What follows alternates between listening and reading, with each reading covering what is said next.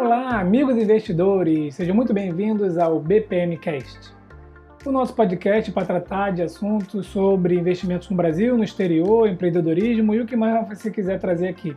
Como sempre digo, aqui nós não temos uma pauta específica, então fique à vontade para trazer o assunto que você quiser. Se quiser, inclusive, participar com uma entrevista, perguntas, fique à vontade, é só me mandar um e-mail ou deixar aqui nos comentários que a gente faz um contato um com o outro e operacionaliza isso daí. E hoje, um formato um pouco diferente, né? Então, para você que me ouve aí pelos players de podcast, pela Apple, Google Play, pelo Spotify, Deezer, nada vai mudar. Você vai ter todas as informações normal aí, conforme a gente sempre faz toda semana. Mas para você que acaba acompanhando pelo YouTube, ao invés de deixar aquela imagem estática, eu resolvi então gravar e aparecer aqui na imagem do vídeo, né? Eu vejo tantos vídeos aí de pessoas que fazem muito conteúdo bom, somente aparecendo aí, né? Então resolvi fazer o mesmo aqui e nós vamos conversar hoje sobre esse tema, que é meio confuso, parece que não se relaciona uma coisa com a outra, né? Mas eu vou falar sobre o que a Ayn Rand e a Argentina nos ensinam, né? Então são dois professores aí para o momento, né? Então, antes da gente começar no assunto propriamente dito, eu quero lembrar vocês aí que a gente tem o Clube do Livro, que tá legal, as pessoas estão entrando lá, e aí a gente está comentando lá o livro que a gente está lendo, e nós estamos lendo, né, 2 livros, né? Pelo menos eu estou lendo 2 livros aqui para colocar lá. Um deles está aqui, ó, A Revolta de Atlas, esse pequenininho aqui, ó, né, já está marcado aqui algumas coisinhas. Então, esse é um dos livros que a gente está debatendo lá. Para quem ainda não comprou, ele custa menos de R$50 esse livro todo aqui, ó, lá na Amazon. Então tem um link lá para poder comprar ele também no afiliados lá do BP Milhão, né? Isso aqui tudo está no BP Milhão. E também o outro livro que eu comecei a ler, porque eu não aguentei terminar o Atlas para poder começar a ler, é Dominando o Ciclo de Mercado. Um livro muito bom, já fiz um post lá no bpmilhão.com falando as minhas impressões, que eu já li aqui um terço dele, né? Então é um livro muito bom, muito simples, tá? Traz muita informação boa e não é só para quem investe, não. Inclusive para entender um pouco sobre o mercado, né? Tem umas partes do livro aqui muito boas aqui falando sobre como que o governo atua, como que o governo se financia, enfim, é um livro extremamente importante aí para a gente aprender, tá?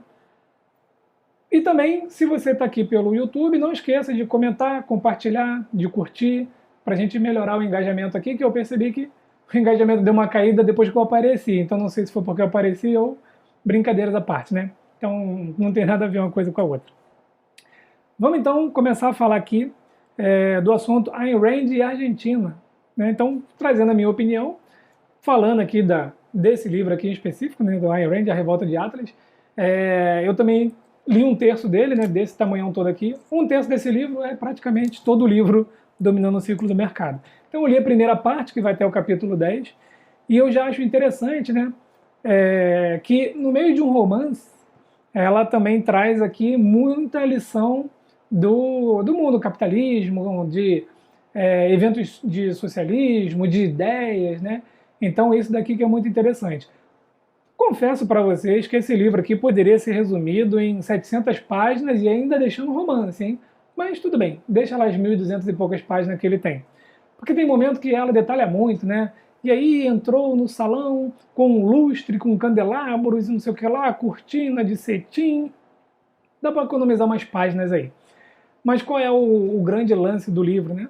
É que ela vai te envolvendo. Então ela está narrando uma história, contando alguma coisa numa festa, e de repente chega alguém e aí vem uma lição, né? Então ela fala ali, principalmente, uns pontos importantes que eu acho, quando a própria família, né, do Stagart lá, né, que é uma ferrovia, enfim, né, toda a história do livro, critica ele, né, o proprietário lá da ferrovia, por trabalhar demais, só pensar em dinheiro, mas ao mesmo tempo pede, a mãe dele, né, pede para dar um emprego para o irmão, e não dizer para o irmão que deu o emprego porque ela pediu, e sim para o irmão se sentir útil, sendo que ele não tem nada a fazer lá na companhia, né? Então tem todo o desenrolar também sobre esse cenário que a gente vê aí, né? Essa grande discussão aí, grande guerra, né? Do socialismo, do capitalismo, da meritocracia, né? Que eu tenho o meu conceito de meritocracia,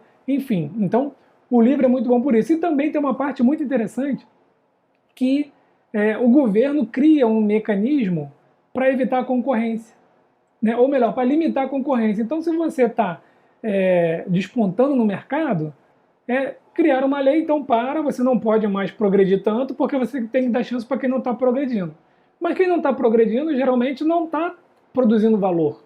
Não é tão bom quanto você, mas aí te limitou, então você não pode crescer e aí tem que passar, né, para quem não está produzindo. Então é mais uma forma, né, diferenciada de fazer uma divisão de tarefas, de bens com pessoas que não têm competência, né? E são partes importantes desse livro aqui. Então, da Ayn Rand, o que ela ensina para a gente? Ela traz toda essa parte, né, de meritocracia, capitalismo, das empresas que geram emprego, da busca pela inovação, da tecnologia, né? Então, é uma parte que a gente vê muito hoje em dia aí sendo debatida, né? E critica, obviamente, né, de forma romântica, a parte do socialismo, né, a parte de quem não produz, mas ainda assim quer se beneficiar de alguém que produz, né? Tem uma outra parte interessante no livro também que vai lá um padre e tal, e aí pede dinheiro para ele, né? O irmão dele trabalha, faz umas caridades e precisa de US$ 10.000. E ele vai, cede os US$ 10.000, o irmão dele pede para não falar que foi ele que cedeu, porque as pessoas que trabalham nessa caridade não gostam dele, ou seja, né, você está financiando algo para pessoas que não gostam de você e você não vai poder dizer que é você que está financiando, enfim. É muito bom ler, né, justamente para poder você tirar suas conclusões, se o seu conceito está bom, está certo, está errado, se ela está errado, e é isso aí a gente debate muito lá no Clube do Livro, né? E aí eu trago o caso Argentina, que, né, já converso bastante aí com muitas pessoas e também vejo vários vídeos e opiniões, né? E essa semana passada, na verdade, eu encontrei um amigo que morou na Argentina por 7 anos. Estava morando na Argentina por 7 anos e agora ele voltou para o Brasil, né? Trabalhava no ramo de petróleo lá na Argentina. Obviamente, bate-papo inteiro, quase todo foi falando sobre Argentina, né? Como que está lá, e aí ele foi me contando algumas coisas. Quando a gente fala, às vezes, assim, a gente, não eu, todas as pessoas, né? Têm as suas opiniões, parece que a gente está mentindo, né? Enfim. Mas quando uma pessoa que estava lá voltou, quantas coisas, é mais difícil você duvidar, né? Então o que acontece? Uma das coisas que eu perguntei para ele logo é como que estava essa questão do câmbio, como que estava essa questão dos investimentos, né? E como a gente tem um canal focado em investimento, principalmente no exterior, o que acontece? Ele me contou coisas muito interessantes. A primeira delas é que, obviamente, todo mundo já sabe que se o governo começa a aumentar os impostos, começa a querer interferir muito, né, no livre mercado, o empresário vai embora. Isso daí é fato. Tá? Então, hoje mesmo eu vi uma notícia de que uma família brasileira expatriou, mandou para fora do Brasil 50 bilhões. Bom, vi isso na mídia, né, na internet, no noticiário. Não sei exatamente a veracidade, mas o noticiário lá, né, noticiou com certeza que ratificou isso daí, checou, e a família mandou 50 bilhões para fora. Pagou um imposto de 2 bilhões, mas mandou 50 bilhões para fora, né? E aí, vendo isso, eu falei, não, então um BPMcast tem que ser sobre esse assunto. Porque lá na Argentina, o que está acontecendo? Quem tem dinheiro está indo embora. Empresário está deixando de investir lá. Porque o governo está congelando preços, está taxando. Ele me falou que o IOF lá está em 65%. Vou repetir, o IOF está em 65%. Tá? E isso é muito ruim, principalmente para empresas grandes que têm filiais, né, que são filiais de matrizes em outro lugar. Então, por exemplo, uma empresa, vou dar um exemplo aqui da Coca-Cola, né? não é verídico, né? Estou tirando da minha cabeça aqui agora só para poder trazer o exemplo. A Coca-Cola. Aí a Coca-Cola lá na Argentina está precisando fazer um investimento. E aí ela vai lá e fala com a matriz e, ó, preciso de um empréstimo aí de 100 mil dólares. Legal. A matriz empresta 100 mil dólares, só que ao entrar no país, esse dinheiro tem que ser convertido. Quando ele é convertido, então valores fictícios, tá? Há uma perda de 30%, por exemplo. Então, daqueles 100 mil dólares, já chegou lá 70 mil dólares, porque ele tem que converter para peso argentino. E quando a filial lá tem que pagar a empresa, ela tem que pagar em dólar. Só que nesse período o dólar já desvalorizou de novo. E aí o que acontece? Ela tem que pagar, às vezes, 30%, estou sendo ainda bem tranquilo aqui, 30% a mais. Então ela perdeu 30% na conversão quando recebia, né? Só que na hora de devolver, o dólar está 30% mais caro. E aí ela tem que pagar impostos e pagar também o dólar mais caro para poder devolver. Ou seja, é insustentável isso daí, né?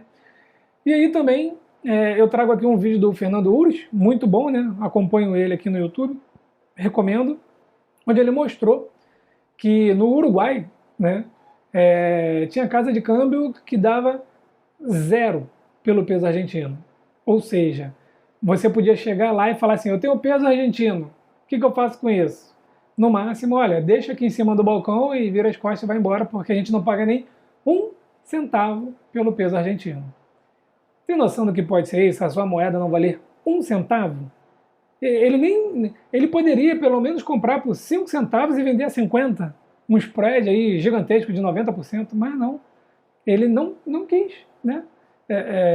Não estavam aceitando o peso argentino. Então, isso daí demonstra para onde a Argentina está indo, né? E aí, obviamente, os empresários vão sair, né? Vai diminuir o número de empregos. Por quê? Porque se o empresário sai, quem é que vai gerar emprego? O governo gera emprego, né? O governo ele gera serviço público, né? O funcionalismo público, que para pagar o funcionalismo público precisa de dinheiro que vem da onde? Vem dos impostos. Os impostos vêm das empresas, das indústrias e do povo. Então, se as empresas estão saindo, está aumentando o desemprego, né? Então, menos arrecadação. Aí, o que eles fizeram para tentar corrigir? Sobe o IOF, né? E congela alguns preços. Vira para o empresário e fala, olha, você não pode mais aumentar esse preço. Sendo que todo o custo, né, de tudo isso daí aumentou, porque está em dólar. Mas ele não pode aumentar o preço, vira prejuízo, enfim. É uma bola de neve, então vira um caos isso daí. E isso daí é um problema muito grande que a Argentina está vivendo, porque já foi um país riquíssimo, já foi um país que empreendeu inclusive uma guerra com a Grã-Bretanha, né, com a Inglaterra, por causa das Ilhas Malvinas, ou seja, tinha um poder bélico grande, tinha ali a sua projeção, né, na sociedade, no mundo, geopolítica, mas hoje a gente vê que até para o turismo está difícil, né? Então isso aí aumenta a corrupção, isso daí aumenta a criminalidade, isso daí aumenta o número de pessoas que precisam de benefícios do governo, enfim, né?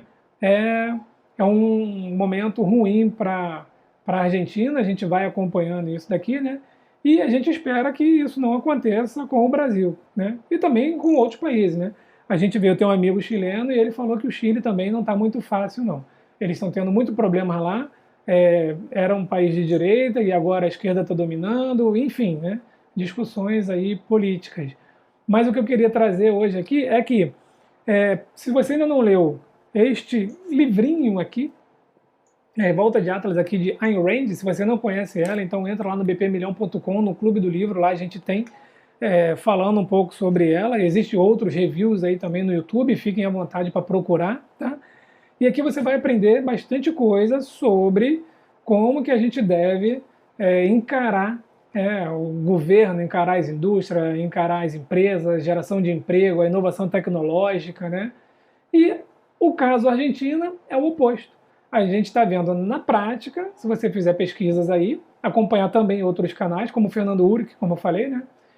Assistam esse vídeo dele, e vocês vão ver que realmente é triste ver que um país como a Argentina está em decadência total, empresários deixando o país, o governo aumentando os impostos absurdamente, desemprego aumentando, limitação para compra de dólar, você não pode mais comprar dólar, o tal do dólar blue, né, que é o dólar do câmbio negro dele lá, tem um spread de 100%, ou seja, o governo vira e fala assim, você só pode comprar $200 aqui, tá? Qual é o preço do dólar? Bom, $1 é 75 pesos argentinos. Aí você vai no câmbio negro, dólar blue, você paga lá 150 pesos argentinos por $1. Só que no câmbio negro você pode comprar $1.000 se você tiver dinheiro para isso, né? E no câmbio oficial você não pode comprar porque o governo limitou a compra de dólares lá, tá bom? Isso fica difícil até para assinar um Netflix, um Spotify, essas assinaturas aí que elas são atreladas ao dólar, né? Então, é triste a gente ver isso daí, vamos acompanhando. Fazendo mais um adendo aqui, eu lembro uma vez que num grupo alguém perguntou por que eu não investiria na Argentina, ou se era uma oportunidade ou não, né? Então, naquela ocasião eu expliquei, já tem mais de um ano isso daí, naquela ocasião eu expliquei. Bom, não é porque o Tesouro Direto argentino está pagando, né, juros muito altos que isso é um bom investimento. Segurança. Lembrando aqui do Brasil, né, quando estava IPCA mais 7,8, eu comprei naquela época, o país não estava na melhor marca de juros, de inflação, né? Depois caiu aqui e foi até um bom negócio, mas isso tudo significa um risco maior. A gente vê já a curva de juros aqui futura, né, do Brasil já subindo lá para casa de 8%, 9%, por quê? Porque o período da pandemia trouxe aí mais gastos, né, para todo mundo, então isso daí há discussões, né, como se o governo fosse culpado sozinho disso daí, o que eu, na minha opinião, não é. É todo um conjunto, e eu não acho que um governo sequer sairia ileso disso daí, é inevitável, né? Mas é um risco-retorno, relação risco-retorno, né? Então, não investiria na Argentina, não investiria na Venezuela, não investiria na Colômbia, no Chile, enfim. A gente tem que procurar um mercado mais sólido, numa moeda mais sólida como o dólar, né? Então, reflitam sobre isso, deixem os comentários, tanto aqui nos podcasts aqui dos players, né, que dá para deixar um comentário lá, ou então, se você tiver no Spotify, no Apple Podcast, ou no Google, Deezer, dá um pulinho depois lá no YouTube, deixa lá o seu comentário, tá? Ou então no Clube do Livro, e o link vai estar aqui na descrição. E se você tiver alguma dificuldade, é só me mandar um direct, mandar qualquer coisa. Faz um sinal de fumaça, eu envio para você e a gente vai conversar sobre esses assuntos aí, certo? Então, por hoje é só. Vou ficando por aqui nesse BPMcast e nos vemos então no próximo vídeo, no próximo post, no próximo BPMcast.